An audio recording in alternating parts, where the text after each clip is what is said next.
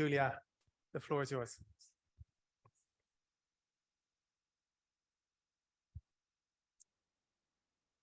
Thank you very much. I'd like to ask Antonella, Daryna, and Santosh to come forward, please.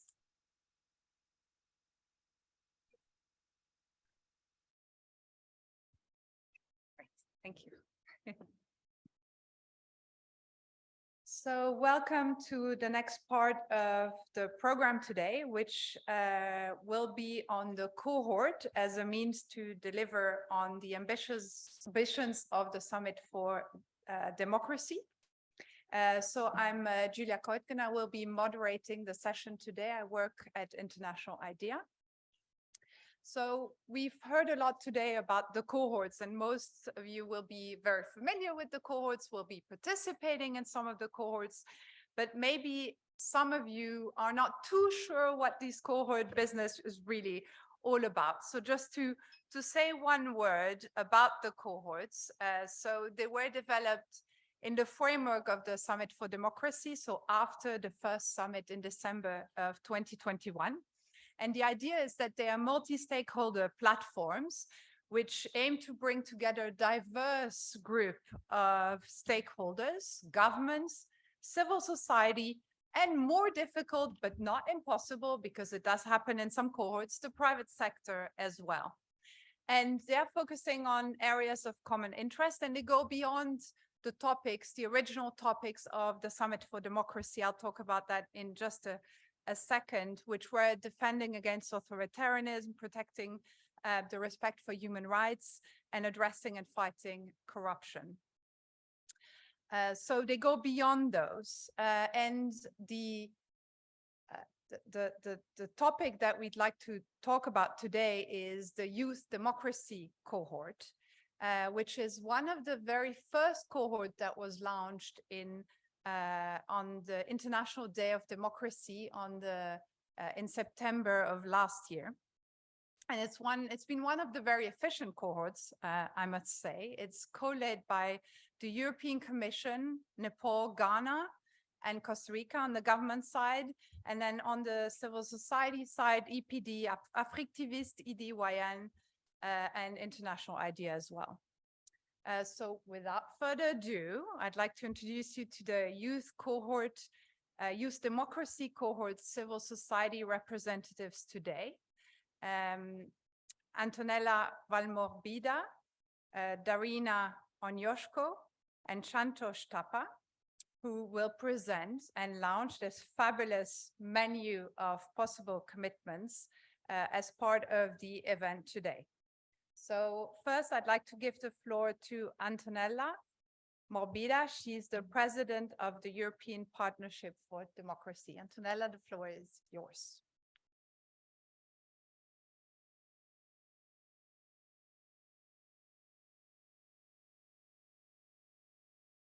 Good afternoon.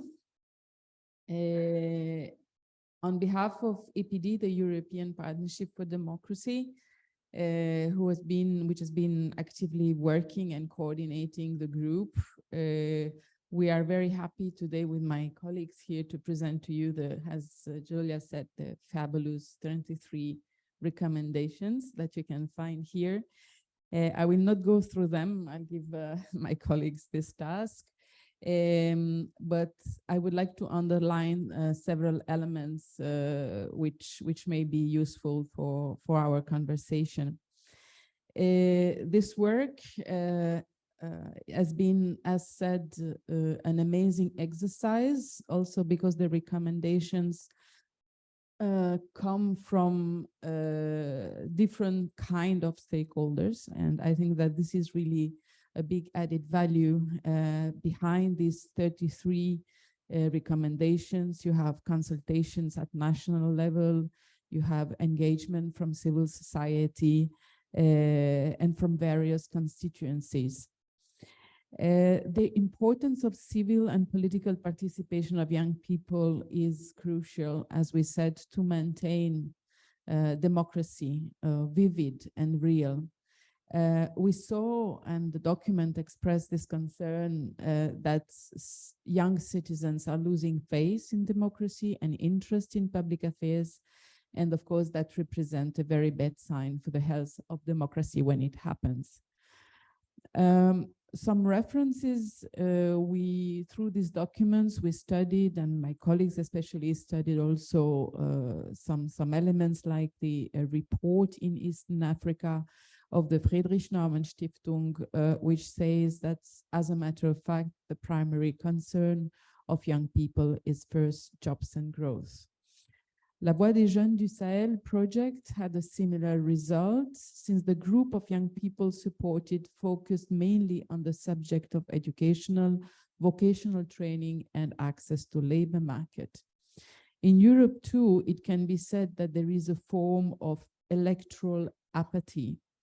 But altogether, I think that we can say that young people are not disinterested in politics. They'll just transform their participation in other ways with, for example, citizens' engagement, like, for example, environment, civic rights movements, which are really vivid all around the globe. Young people from Senegal, Nigeria, and Kenya have made headlines recently for their participation in recent elections. These countries have seen young people mobilized by millions to register and to vote, making sacrifices in terms of time, transportation, and sometimes difficult conditions. The message that they are sending to us is that young people are ready to participate, as a matter of fact, but they demand, and this is where our recommendation comes, they demand that the rule of the game must be inclusive and credible, otherwise, why to participate? Young people want to have a democratic process where the rules are safe, as said, credible, inclusive. Youth are essential for ensuring respect for human rights and democracy in the future. We need to give them voice and means for expressing their rules and their voice. And of course, we will see more in these 33 recommendations. I would like to congratulate all the young people in particular and representative of civil society who have elaborated this document. ALDA, my organization, position for which I'm head of EPD, is working mainly on citizens' engagement at the local level. And we are also underlining the fact that, as Commissioner Suica said, democracy is also between elections. It's participation, it's engagement, it's voicing, it's being part of policy making. And that is, especially as we saw, effective and rewarding at the local level. And I think that this participative democracy, as Dubravka mentioned earlier, is a way to strengthen democratic processes together with elections. These 33 recommendations, which of course we are bringing to the summit and to policymakers, states and international organizations, tell us that you cannot do without young people. And as the cohort says, you cannot do for, you have to work with young people. And EPD has the great chance to start a massive project and exercise in the upcoming years, where they will be able also to implement these policies. They tell us, though, that they need, as we said, a political environment, safe, trustable. We also need to offer a gender balance to young people, and in general to have non-discrimination, because discrimination for youth and also for age is often connected to other forms of discrimination. They need a non-violent environment. They need to be safe for participating, and as we said, it's a critical issue in many countries of the world. We need political parties that are able to engage with forums and modalities young people. We need to adopt various forms of participative democracy and deliberation for engaging in political processes. We are therefore, and I conclude with this, suggesting to push and to engage the member state to have coherent policies in this sense, to protect civic freedoms with a focus on curbing nepotism and combating corruption in politics, which are often preventing youth to participate. We are also suggesting to invest in civic education that promotes young people's understanding of their civic and political rights, that is accessible to all young population, especially young women, ethnic minorities, indigenous youth, and children under 18, and young people with disabilities.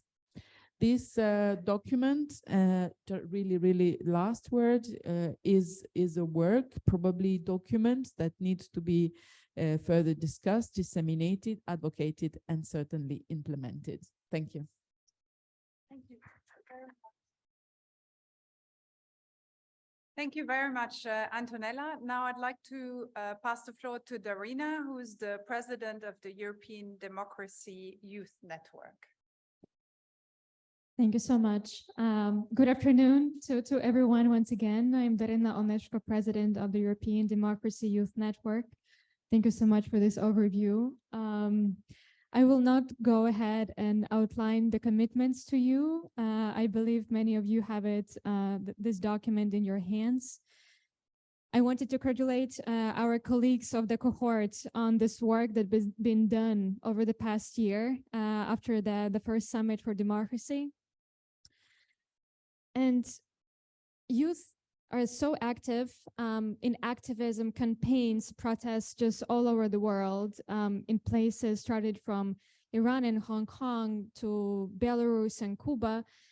They really so often inspire this positive change in their countries. I'm from Ukraine originally, and in my country, they've been and still are the backbone of civil society. And really, in 2004, they protested against a falsified election. In 2014, it was a story that really youth demanded this pro-European, pro-democratic change. Right now, during the war that we have with Russia, young people are on the front lines. They donate, they lead NGOs, so they are still active. They also engage with international media to advocate for more support. But what we see in all of these instances is that it's not so often that really young people bridge then to political offices or engage in the policy making or participate in decision-making processes in democracy. And this is something that is really crucial and what we've been discussing with youth cohorts, with these commitments. And generally, despite this knowledge that young people have, they still discriminate in political settings a lot because of their age or because how they are perceived. And this is something that we really want to tackle with this youth cohort and to advise the governments as best as we can on how this can be fixed. So as we said, like youth are effective change makers, but really when they are presented with proper opportunities for their participation, engage in young generations in this decision-making processes really brings better inclusion, diversity, but also creative new ideas, and as a result, better policy making and democracy that delivers for all. I think this is also what we heard in the opening session right now.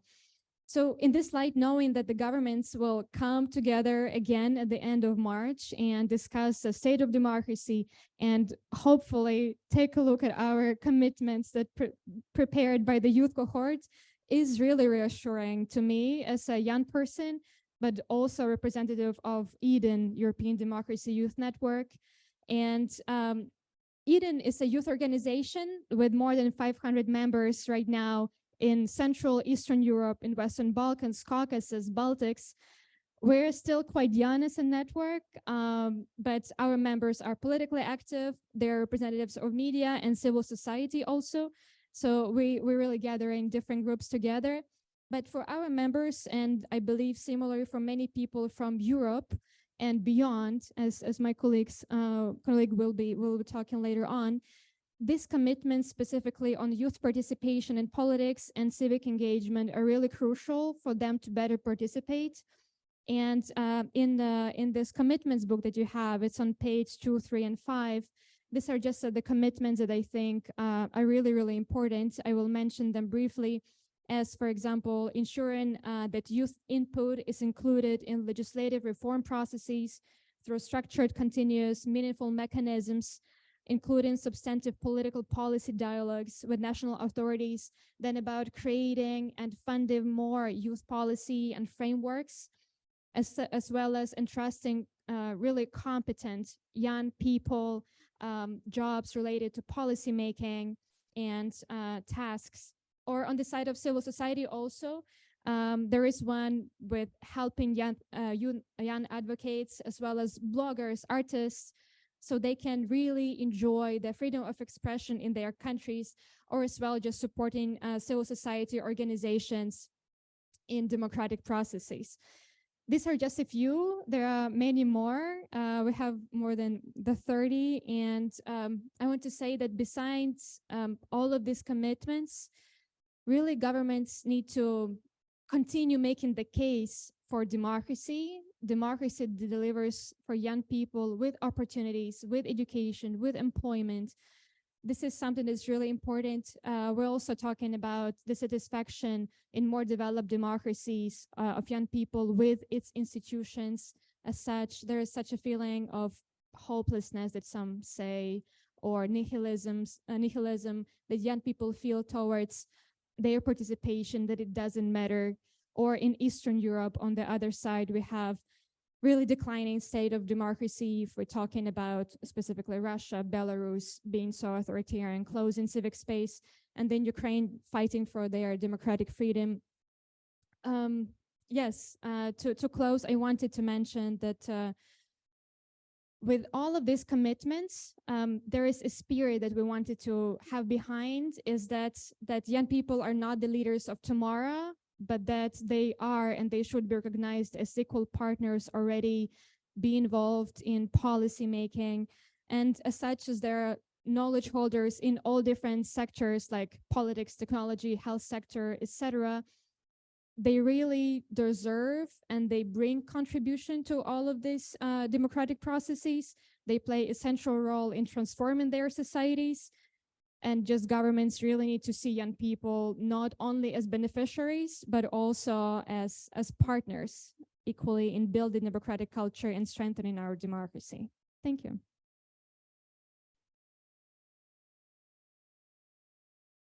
Thanks very much, Daryna. We look forward to reading actually all these different menu of possible commitments. Now I'd like to give the floor to Santosh Thapa from Voluntary Services Overseas. Thank you, Santosh.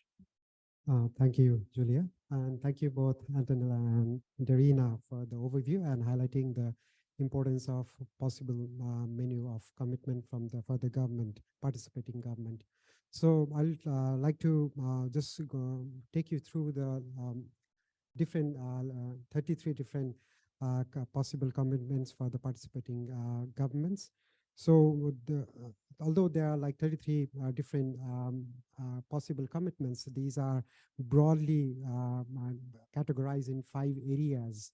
So those 5 areas is like, first is to prioritize youth voice in governance, and second is supporting youth in government, and thirdly on supporting youth freedom of expression.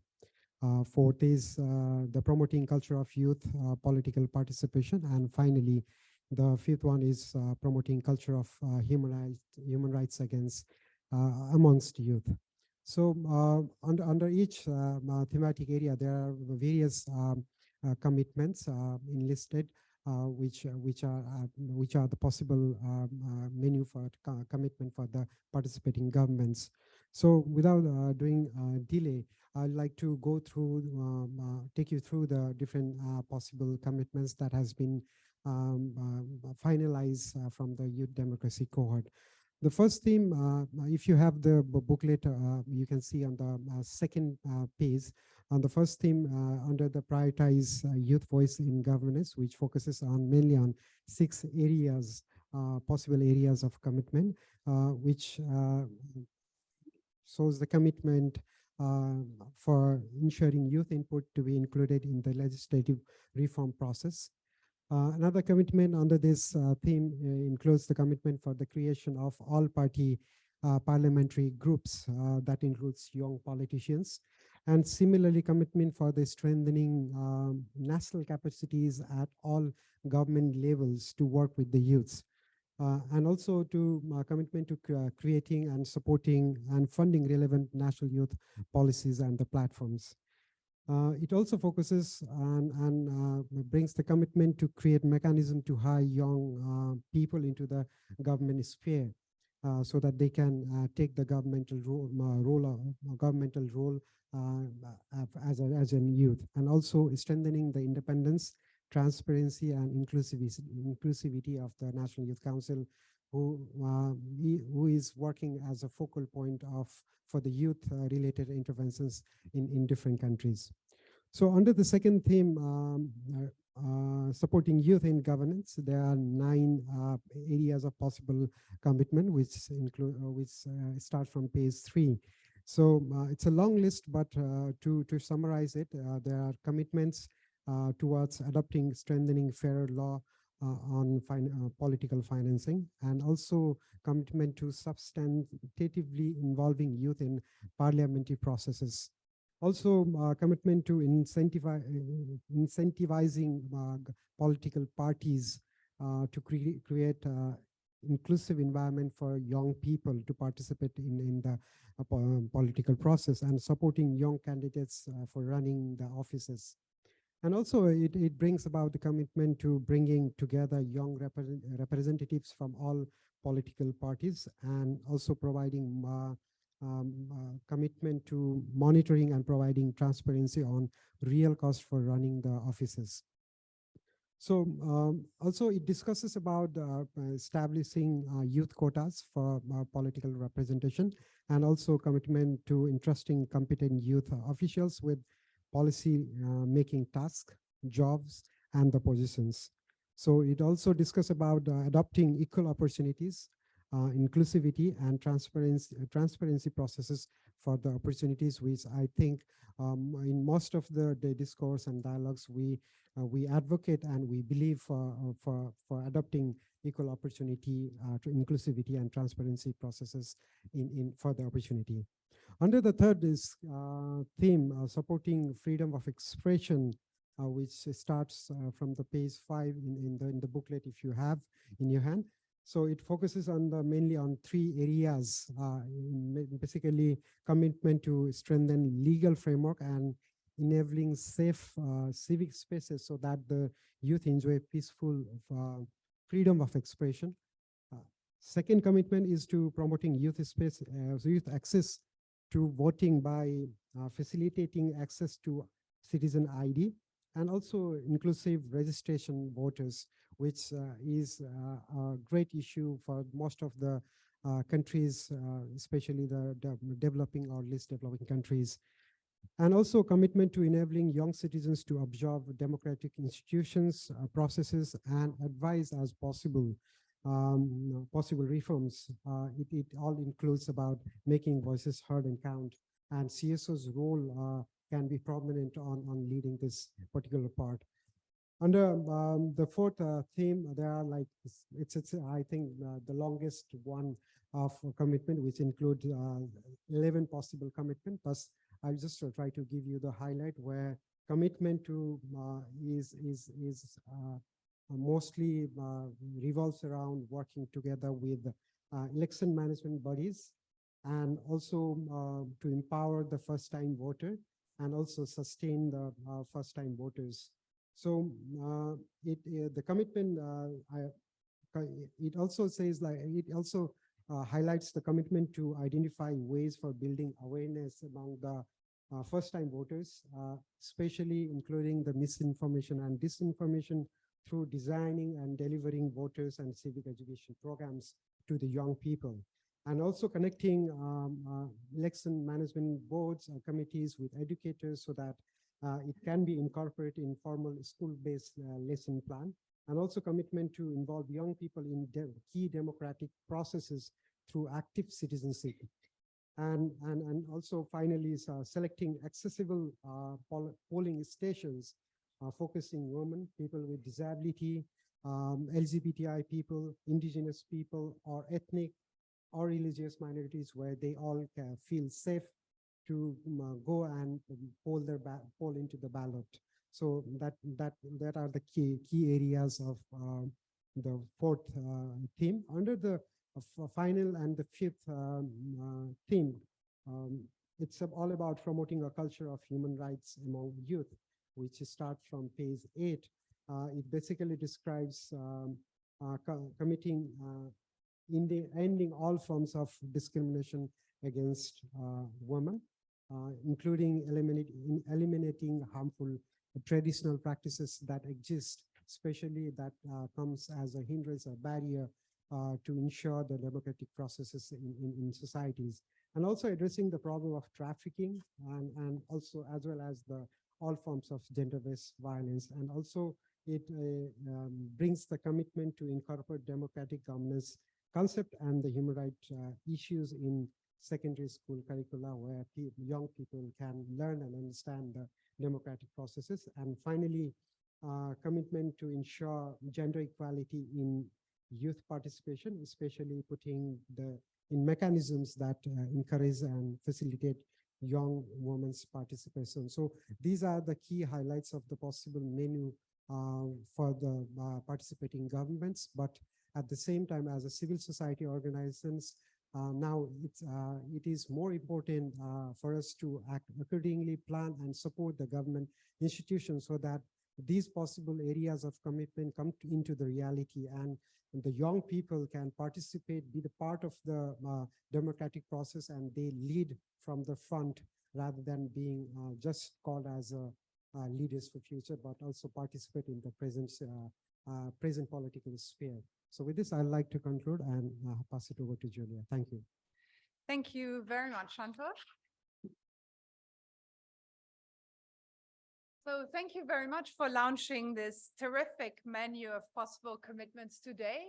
One of the questions has always been, what are really these cohorts doing? Well, now you get a little bit of an answer already to one of the cohorts, and we'll be hearing of a few more later this afternoon or morning in Washington time. So we look forward to also hearing more at the meeting of the Youth Democracy Cohort in Brussels tomorrow, which of course is open to all participants in Brussels. And of course, we also look forward to the regional summit in Costa Rica. We have a representative of Costa Rica here today about the role of promoting the role of youth in political and democratic spaces is the official title. One of the concrete things that the cohort will be doing as well is it will launch some advocacy grants to promote this menu of possible commitments around the world. And it will also, of course, be present not only in Costa Rica, but also in Zambia and South Korea. So we look forward to what's next for the youth cohort and the continuation of the great work that you have been doing. So I'd like to conclude this panel now and move to the next panel, where we will be hearing from 3 cohorts today. So thank you very much.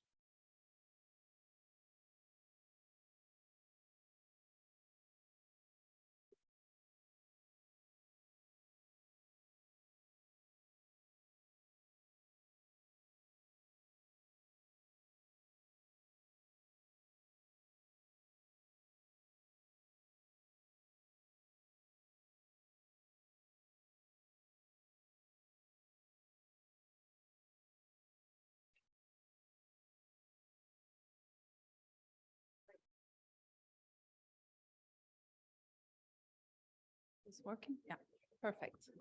Great. So we'll be hearing about some of the other cohorts now. So what I just wanted to say is that International IDEA, we've been doing quite a work of collecting information on all the different cohorts as much as we could find. So all the concept notes, and we've been drafting a paper which we'll be launching at the summit, which includes some case studies of some of the cohorts and what they've been doing. But I wanted to give you a quick snapshot, actually, of what we found out today. And so maybe if my colleague could just put on the screen the list of the different cohorts with the co-leads, both on the government side and on the civil society side, that might help you a little bit in knowing what's been happening. So in total, we know that there are 17 cohorts. To our knowledge, one of them hasn't really officially launched yet. You will see that there again. Anyways, it will come. There we go. Of those, 11 of the 24 countries that are co-leading some cohorts on the government side are member states of the European Union. For us, this in Brussels is quite important to know. And in addition to, as we heard, the European Commission is also co-leading 2 cohorts. In other words, only 6 of the 17 cohorts don't have EU or EU member states as co-leads. So a very, very important support from the EU and its members. The same is actually on the civil society side. We see that there's quite a lot of organizations that are from the European Union and US as well. Now, something that's come up, I think, in one of the questions that I've seen online as well is, well, tell us, what are the benefits of these cohorts? So we've been trying to collect from different organizations what they see as the main benefits of participating and leading these cohorts. And we see a couple. The first one is it doesn't just broaden, but it also deepens some of the topics on democracy beyond the original 3 key themes or 3 big pillars that were identified in the original summit. We see that, for example, with the deliberative democracy cohort that wrote a letter to President Biden to insist that deliberative democracy was an important part of the summit, or should be an important part of the summit for democracy. So it also brings a certain topic to the light. Secondly, it definitely has galvanized political will to engage within a very short period of time. Remember, some of the cohorts just launched in January of this year, and with some key objectives. And this has been an opportunity for many civil society organizations, many of you are present today, to also push the governments on some of these key objectives. It has given civil society an incredible access to governments, and also in some cases to foreign ministries, because it's not always every day that necessarily those foreign ministries are engaged. And in some cases, and we'll hear about that today as well, it has reinvigorated some of the existing work that was already there. It just put it again on the spotlight. And so we've asked actually through a survey that we did, what civil society and other actors actually thought about these cohorts. And of approximately 120 responses, about over 50, so about 60% at least, considered them either very or somewhat effective. So many of us see the benefits of these cohorts in 2 particular areas: in raising awareness on specific topics and increasing the commitments for implementation. But we also know that with this has also come a lot of shortcomings. And we're all very aware of those related to sometimes unclear structure of the cohorts, unclear mandates, lack of funding, lack of the linkage with the summit itself. But at the same time, all of this has brought an incredible energy towards quite a lot of things that have been done. And we know that even though the process also has varied greatly, and that's to do probably with the fact that there was very little guidance in the beginning, we know that there's a lot that's been done, and the US is currently collecting the outcomes of all the cohorts. We've just heard from the youth cohort. And what we know is that there are broadly 3 to 4 categories where they've done a lot of work. The first one is around the analysis of commitments and developing many of possible commitments. The youth cohort is one, but there's a lot of others that have done the same. The disability cohort, for example, has drafted 29 sample commitments. There's been a lot of work done in pushing for implementation of a series of commitments. The cohorts have also done a lot of work on advocacy actions to increase visibility, like the Tech for Democracy cohort that's drafted a declaration to be signed by all participating governments. There's been conferences, for example, that have been organized. For example, the Electoral Integrity Cohort has done that. So what we've done as an international idea is that we've put together a page, web page actually on the website, which has a description of all the cohorts. And I asked my colleagues to put them here now as well, so you can see how it looks like. So we've put in a description of all these different cohorts. And there's, if you go there, you can see where it's located, but also click on more information where you'll find all the concept notes, every information we've been able to collect on all the different cohorts. So without further ado, I'd like to turn now to our panelists. 2 of our panelists are online. So welcome Rumbi and welcome Nicole as well, and welcome Meera. So now I'd like to give the floor to you, Meera Selva. She's the CEO of Internews Europe, and she will tell us more about one of the outcomes that the media freedom cohort has actually done. Okay, thanks very much. Hi, everyone. It's really lovely to be here, and thank you so much for convening this space, because it feels really important to give civil society organizations a forum to express their thoughts about the process and also show off their work, because what I've really seen throughout this whole process is that civil society has driven the debate in many of the countries around the world. And I represent the Media Freedom Cohort, which is, as the name suggests, something that looks at media freedom around the world. I'm the CEO of Internews Europe, the media development agency, but I'm also a journalist. I was a journalist for 20 years.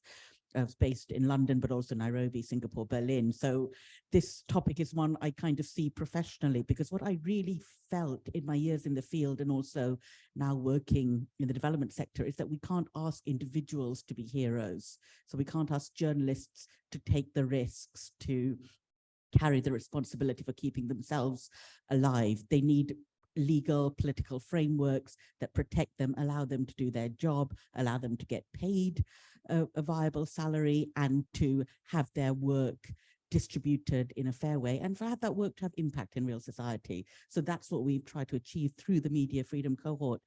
And we're very lucky in that we built on the work, not just of the First Summit of Democracy, but also the Media Freedom Coalition, which was a gathering, pre-pandemic gathering hosted by the United Kingdom and Canada at the time, that, you know, took this moment to look at media freedom and put it on the map. And journalism in particular is in a kind of strange moment, because on one hand, financially, it was facing extinction, a kind of combination of changing business models. The COVID pandemic didn't help, and then just a sense of who pays for journalism. And at the same time, we had a moment where Maria Ressa and Dmitry Muratov won the Nobel Peace Prize, and a real sense of how important journalism is for political life and for civic engagement and for the future of democracy. So the Media Freedom Cohort was set up really to have a big tent approach, to have a sense that this subject is not just something that needs to be addressed by governments or civil society as well, but also by the private sector and by philanthropists and individuals. So we really went for a big tent approach. We also really went for a global approach because journalism matters in all parts of the world, but also there's a lot of journalism in certain parts of the world that I think we in Europe can learn from. And as a result, I think we did really well. We had 27 governments join the cohort and over 75 organizations, not just CSOs, as I said, but also philanthropies and businesses. And we divided it up into 3 working groups. So we had a working group on journalist safety, and that was led by the government of Germany, but also the ACOS Alliance, and IFEX really took the lead on this as civil society organizations. Freedom of expression, which is represented by the Liberian government, and again, the high-level panel for freedom of expression took the lead, and the independent and diverse media sector, which luckily was the UK and US, which was kind of fairly high level, and the Global Fund for Media Development. And in each of these working groups, we, as Internews, just provide a facilitating role, but what we really wanted to do was let the partners develop their own commitments, and they did. And we have a document that we'll share very soon where we kind of asked for deliverables and commitments, and what we really looked for were commitments that were firstly building on what had already been committed. So things from the first summit and from the Media Freedom Coalition. We didn't want anything to either contradict those or let people off the hook. Like if you said something, then we're going to put it down in this particular document saying you said it, then it's still part of your commitments. And we also wanted something that affects structural change, and also commitments that be replicable. So to give you one example, we had Agence France-Presse, the French news agency, give a very tangible commitment towards journalist safety and protection, including the mental health of journalists who'd been into conflict zones. And they've already done a terrific amount of work on this area, and it's something that we really hope that other newsrooms can take as well. We've also had Group M at WPP, do of the big advertising agency, sign up to commit to our Ads for News project, which really commits to putting a portion of advertising spend towards high quality journalism. And this is to counteract the fact that much of the advertising revenue in journalism has moved to the technology platforms, but also to counteract the fact that a lot of advertisers don't like their advertisements to be alongside any kind of news because it's often depressing and disengaging. But we're saying that's the short-term view. The medium and long-term view is you really need to be there. You need to support these outlets. And we also have got commitments from Greece, from the government of Greece, which is a really interesting commitment because it's setting up a task force and coordinating mechanisms to ensure that the safety of journalists is built into legislation, and there's policy outcomes that can be built from this. So you can see it's a very kind of multi-stakeholder, multi-level system to ensure that journalists as individuals get this umbrella built over their heads that can be used to protect them both on a national level but also on an international level. Thanks very much, Meera. That's fascinating what you have been doing with the Media Freedom Cohort. I'd like to turn to my colleague from International EDYN, Rumbidzai Kandawasvika-Nhundu. Apologize, Rumbi, for massacring your surname, who is joining us online from the Gender Equality as a Prerequisite for Democracy. So, Rumbi, could you tell us about one of the deliverables of the gender cohort? Thanks, Julia, and greetings to everyone. Can you hear me clearly? Yes, we can hear you well. Thank you. Thanks. So I'll forgive you about the mutilation of my name. That's the life of my story, the story of my life. But most importantly, let's highlight what the gender cohort has been working on in terms of the specific deliverables. And as rightly mentioned in the presentation that you have provided, the thematic focus for the gender cohort is gender equality as a prerequisite for democracy. And first and foremost, one of the significant issues that has really come up in terms of the impact of the gender cohort is essentially to reinvigorate the debate on gender equality in democracy, to put it on the spotlight such that in such a way that underscores that part of safeguarding democracies is really interlinked to gender equality. Ultimately, democracy has deficits or there are flaws if gender equality and women's empowerment in all their diversity is not attained in the different spheres of life, including in democracy building and democracy building processes and institutions. In that regard, the gender cohort has really harnessed inputs from across the world, different actors, both governments, civil society organizations, intergovernmental organizations, and indeed the private sector, to again make sure that the recommendations that come out of the gender cohort on gender equality as a prerequisite for democracy are knowledge-based, are experiential-based, and they capture inputs from the different parts of the world. At the moment, so the gender cohort has successfully put together a statement of the recommendations, which is a very succinct document which different actors can be able to read and be able to incorporate. Ultimately, what is needed is the implementation of the recommendations going beyond the summit. It's not just about the summit. And the recommendations, they speak to both governments and civil society organizations in view of their different spheres of influence. For instance, if we take one of the examples that the gender cohort has been working on is the thematic issue around inclusion. And this connects very well even with what we've been discussing in relation to the youth cohort, the extent to which there is meaningful inclusion of different segments of the populations. And in this regard, women in particular. And one of the issues that kept coming up and being emphasized is the need for changing stereotypes, negative cultural and social norms and practices that perpetuate inequalities in the different spheres of life.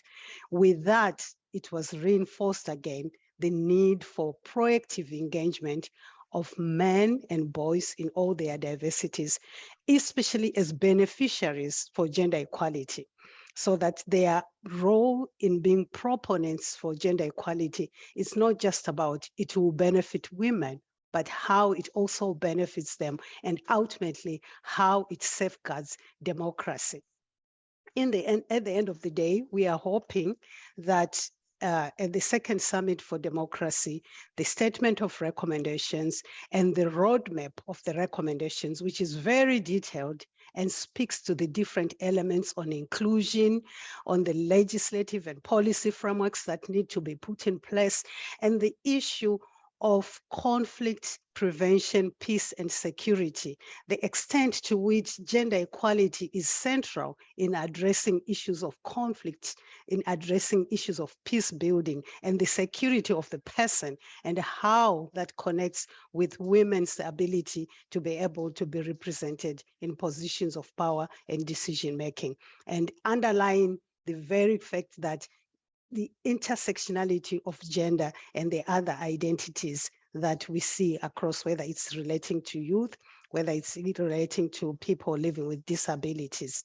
So ultimately, Julie, the gender cohort has been able to come up with very robust outcome documents, but over and above, we see the energies that the gender cohort has created in terms of creating a platform for reinvigorating gender equality as a prerequisite for democracy across the world. Thank you, Julia. Thanks very much, Rumbi. Fascinating. Again, you know, a lot of energy in what you're saying, but also with the colleagues that you've been working on. Finally, I'd like to give the floor to Nicole Bibbins-Sedaca. She's the Vice President of Freedom House, and she'll also talk about one of the deliverable of the Resisting Authoritarian Pressure cohort, but she'll also be introducing the cohort declaration that Freedom House has been putting together. Nicole, the floor is yours. Thanks for being here today. We can't hear you. I think you're on mute.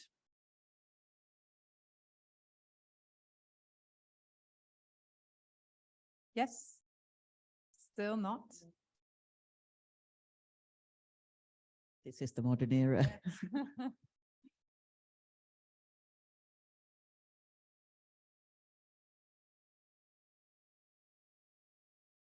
IT?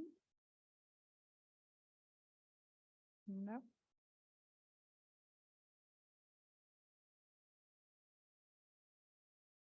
Is the IT working? Nicole, I'm sorry, we cannot hear you again. Sorry, could you please reattach your headphones and attach them again? Really sorry for that.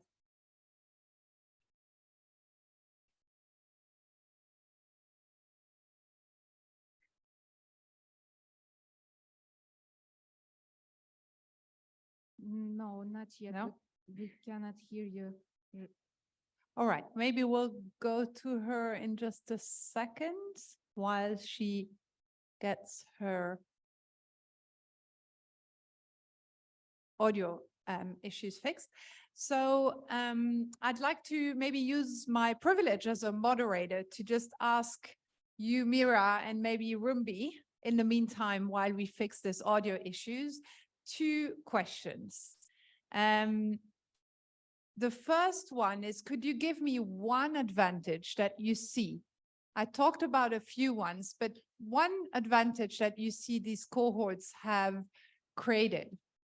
And also, could you tell us just one word about how you believe your cohort will continue beyond the second summit?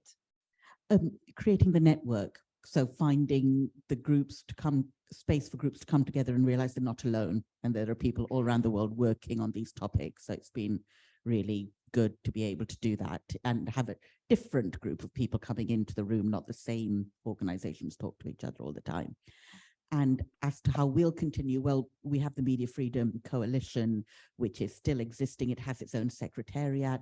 It's linked to World Press Freedom Day. So just immediately there will be an event in New York with UNESCO on World Press Freedom Day, which is in May 2023, which will carry forward the commitments from the cohort as well, for a start. Great. Rumbi, you still there? Oh, she's reconnecting, so we don't. Yes, I'm still here. Oh, she's here. I'm Okay. here, yeah. In terms of the cohort on gender equality, just a very important advantage is in relation to the efforts that the gender cohort has been able to harness the different voices from across the globe.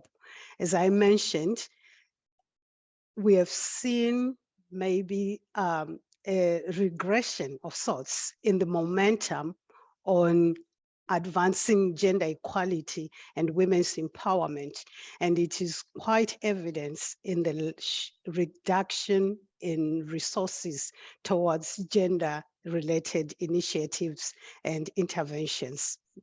All work around gender mainstreaming has been suffering a lot in terms of lack of adequate funding and resources. And this initiative provided a forum for even amplifying the need for continued resources being channeled towards ensuring that gender equality is attained, not only in the context of democracy, like for the Summit for Democracy, but to connect with the other part of your question, Julia, in relation to the achievement of SDG 5, for instance, that the work is broader than just the Summit for Democracy. So pulling the different actors across the world and having different voices, and also having an opportunities for stock taking and tracking in terms of where we are towards the commitments to achieve gender equality as a prerequisite for democracy, but to achieve gender equality in the context of the 2030 agenda. This has been a very key advantage created and facilitated by the gender equality cohort. In one word, going beyond, you will see from the recommendations that the cohort has come up with that this is not just about informing the summit. First of all, informing the summit in terms of ensuring that gender equality is on the agenda of the second summit, That's also one other benefit and advantage. But beyond that, what programmatic interventions need to be put in place? These are just not programmatic interventions that are ad hoc, but that are on a sustained basis and that are also transformative, because programmatic interventions can be put in place, but if they don't challenge and question the inequalities that are entrenched in societies, we are not going to see the change that we need. So reinvigorating the issues and putting the issues on the global agenda for democracy, and also calling for resources in order to move the agenda forward, resources that are fully committed and can be used effectively in a sustainable way. Thanks, Great, Julie. thanks, Rumbi. Hello. Nicole, I just wanted to go back to you. Do you Hello. have? Yes, perfect, great. Wonderful. So yeah, just if you could tell us just of one of the achievements of your cohort as well as the declaration, that would be great. Thank you. Excellent. My apologies for the technology, and thank you to your team, which was on the spot and quick to help with them. Let me just first say thank you to my colleagues on the panel, but also to International IDEA and Counterpart International for organizing this forum, because it is really timely as we prepare for the second summit. Let me just say a bit about our Resisting Authoritarian Pressure cohort, and then happy to talk about the declaration, as you mentioned as well.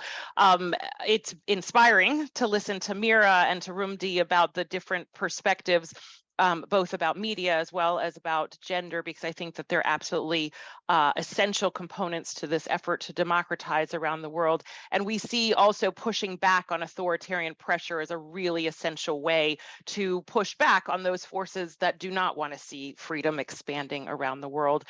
We are delighted that we have been able to co-host with the Lithuanian government and the Alliance of Democracies, two very powerful partners and activists on this issue.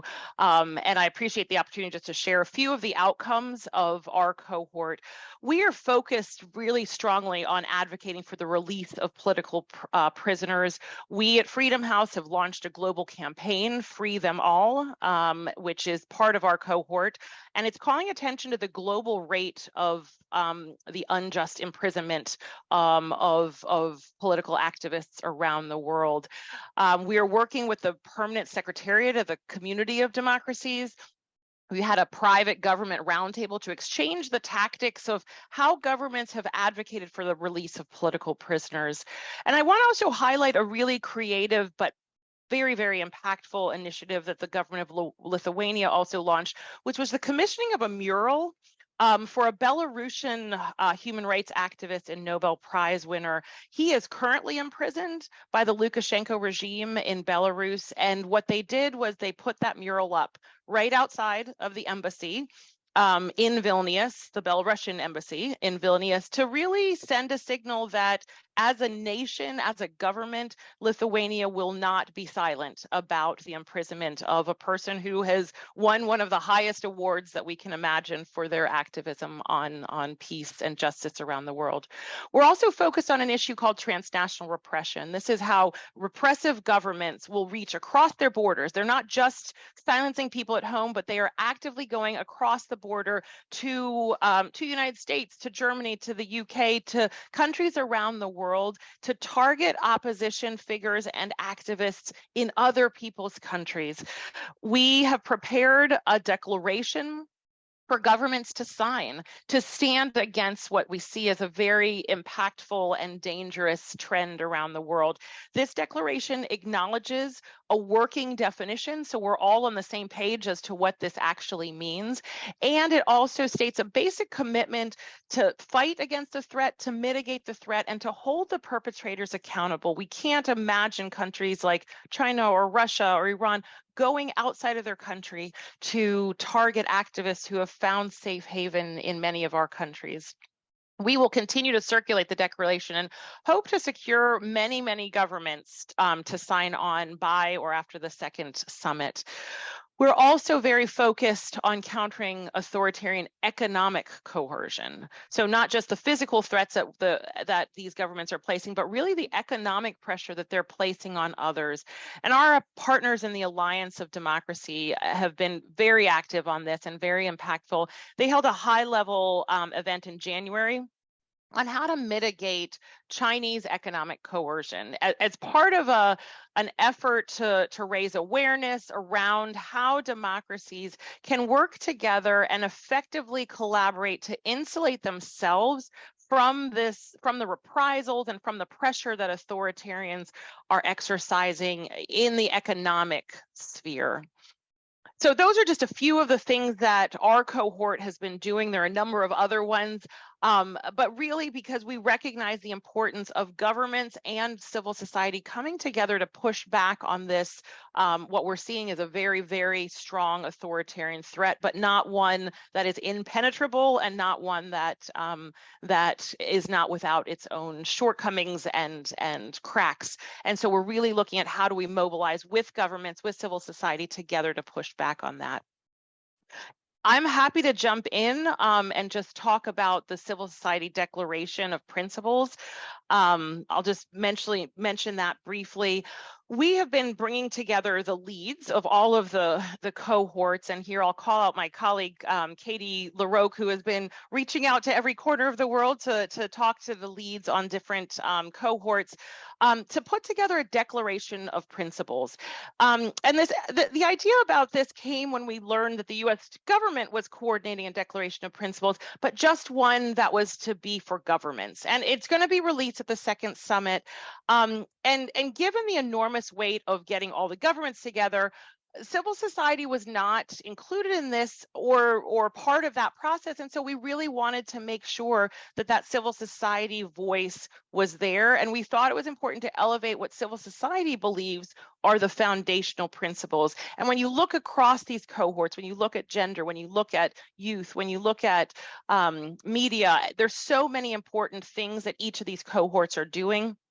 This declaration of principle really draws on all of the wisdom, all of the impactful work of these different cohorts to really lay a marker down for the governmental process to say these are the principles which we really think need to be part of the conversation. And so we've collected 3 or 4 principles from each of the civil society co-leads, as many as we could. We've gotten 14 as of this morning, and we've pulled that together.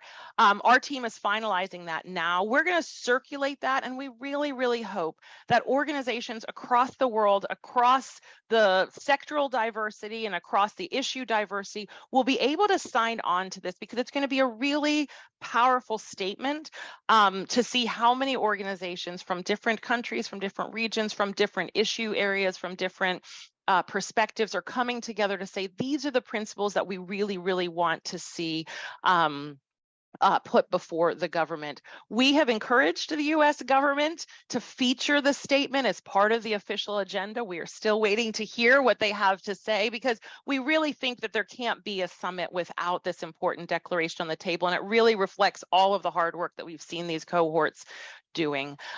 So with that, let me just stop. Apologize again for the technical difficulty, thanks to your team, and really thank you for the opportunity to share what Freedom House, the government of Lithuania, the Alliance of Democracies have been doing, and just also how we're coming together with this declaration of principles. Thank you. Thanks very much, Nicole. So now we have about 15 minutes before we hand over to Washington to continue the forum. So I wanted to open up the floor, both online. We've been already answering some of the questions online, but also within the audience here. If there's any questions or any comments, anything that you'd like to share, maybe from another cohort. So the floor is open.